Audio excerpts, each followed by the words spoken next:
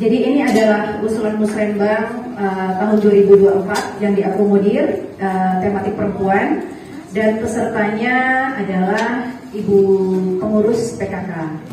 Maka kita semua berkumpul di tempat ini memang untuk mendengar ya, untuk menimba ilmu, karena memang kita melihat, mendengar dan juga membaca di sosial media begitu banyak kasus-kasus kenakalan remaja, dan kita di sini ibu-ibu yang punya putra-putri, jadi kita sama-sama belajar gimana sih caranya menangani anak-anak kita di zaman sekarang ini.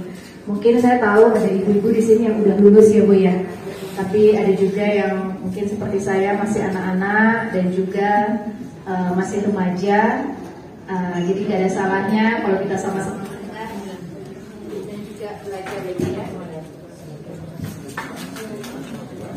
Boleh memberikan ilmu, dan juga kita mungkin dapat sharing untuk warga di sekitar kita. Mungkin itu yang sudah dapat saya sampaikan. Wassalamualaikum warahmatullahi wabarakatuh. Bagaimana kita bernegosiasi yang korban harus memberitahukan pelaku dan keluarganya, dan kemudian minta maaf, harus didampingi RT atau RW atau lurah. Kalau sudah terlalu berat bersama juga boleh, tapi mediasi hanya yang bersifat perdana. Jadi ngolok-ngolok tadi cantik, hidup ngono.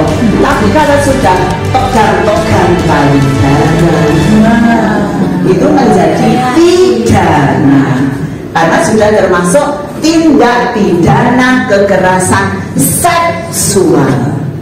Jadi ini pegang-pegang itu seksual loh menurut hukum. Satu dilakukan oleh anak-anak. Jadi kalau dewasa 17 itu sudah agak, kalau kita 17, kalau hukum 18. Nah ini agak berat. Kenapa? Karena budaya kita dewasa itu akhir balik, menstruasi sudah menstruasi dan sunat. Nah ini kita bagaimana mendamaikan, mempertemukan pengertian budaya, pengertian kesehatan. Nah, kesehatan ada sendiri, dan pengertian hukum. Karena ujung-ujungnya kekerasan, kita perlu tahu hukumnya.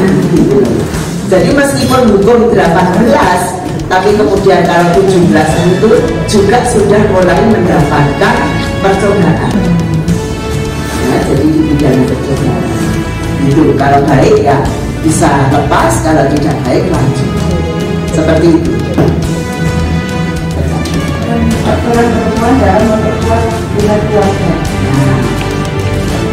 Dua, kenakalan remaja atau pengertian macam-macam dan contoh kenakalan remaja. Jadi bukan atau, tapi jenis-jenis dan seterusnya. Ini kita sebutkan paling 4 atau 5. Ternyata luar biasa banyaknya itu. Maka kita harus menjaga putra-putri kita untuk tidak melakukan itu. Ya nggak seketika ya, tergantung usia, tergantung ini, tapi perlu kita pahami satu persatu.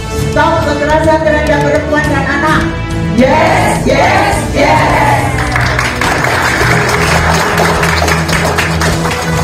Berawal dari Malakaya Sehat Jiwa. Kenapa?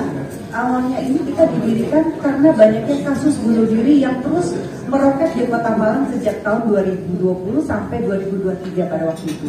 Jadi saya pikir kok ada yang terus naik, berarti belum terantisipasi dengan baik. Jadi awalnya tuh karena saya kena COVID, kemudian saya lihat setiap minggu tuh ada yang mati bunuh diri.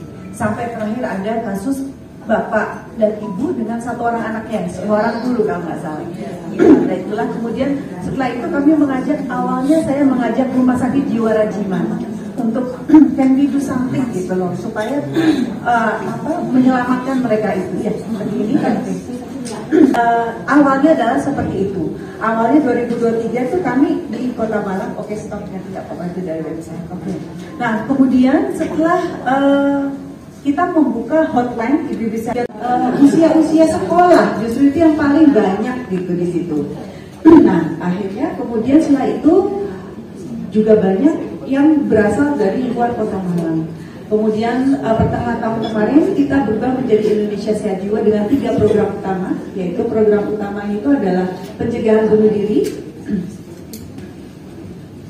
Chris, yang pencegahan bunuh diri, yang ini adalah program kita yang awal sebenarnya. Jadi kita ini suicide prevention dan mungkin kita satu-satunya suicide prevention dengan intervensi aktif. Artinya apa? Kita juga jadi kalau misalnya ibu-ibu ada yang berkeliaran di jembatan gitu ya, sudah 1 jam itu mau ditelepon ke kami gitu loh. Kami bekerja sama dengan kepolisian, dengan polsek Lowokwaru biasanya. Nah, kemudian kita juga punya sethouse, kemudian kita juga punya evakuator. Kemudian setelah itu kita juga bekerja sama jika memang diperlukan dengan rumah sakit UB dan rumah sakit Rajiman. Sehingga jika memang sangat perlu sekali itu kita bisa menggunakan itu semua untuk menyelamatkan mereka dari tindak bunuh diri. Kemudian setelah itu kami menyadari, oh kalau sesudah bunuh diri selesai dia nggak jadi bunuh diri hari ini gitu loh. Terus besoknya gimana? Kembali lagi kan. Nah setelah itu bersama dengan Rumah Sakit Rajiman akhirnya kami mendesain satu lagi namanya program itu konseling. Jadi insya Allah mungkin akan segera ada dihadirkan di daerah Klojen itu. Jadi, nah Pojok Curhat ini adalah suatu program untuk konseling offline dan ini bisa dihadirkan tidak harus permanen ya. Jadi bisa pop-up. Misalnya, oh ibu ada acara seperti ini ya, kemudian boleh dong kita bikin Pojok Curhat selama 3 jam. Nah itu boleh. Jadi kita seperti itu. Contohnya kita misalnya di daftar dulu ya Bu. Misalnya kita di UB nih, yang kemarin kita ada di sana kita seminar gitu ya. Dan sesudah seminar itu